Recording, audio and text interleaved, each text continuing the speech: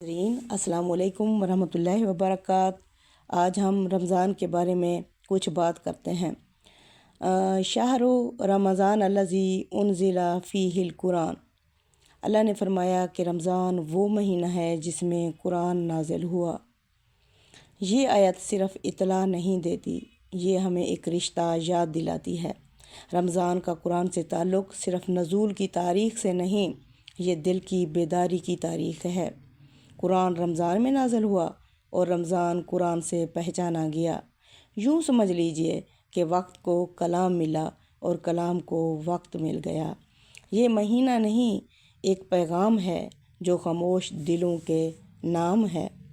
قرآن ایک کتاب نہیں، یہ انسان کے اندر انسان کو جگانے آیا ہے۔ اور رمضان کیا ہے؟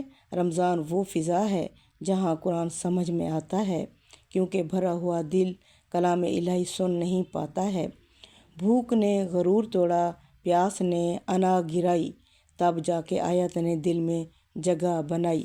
اسی لیے فرمایا ہدی للناس وبینات من الہدی، یعنی اس میں ہدایت ہے لوگوں کے لیے، اور ہدایت بھی واضح ہدایت ہے اور سچ اور جھوٹ میں پرکھنے کی کسوٹی ہے۔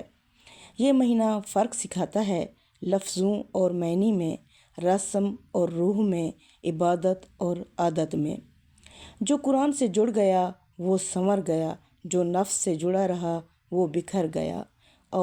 اس رمضان کو صرف روزوں کا مہینہ نہ بنائیں، بلکہ قرآن سے ملاقات کا مہینہ بنائیں، کیونکہ رمضان کے بعد اگر ہم وہی کے وہی رہے تو سمجھ لیجئے قرآن ہمارے گھروں میں تو آیا، دلوں میں نہیں اترا۔ قرآن اگر دل میں اتر جائے تو زندگی خود سجدہ بن جاتی ہے۔ السلام علیکم ورحمۃ اللہ وبرکاتہ۔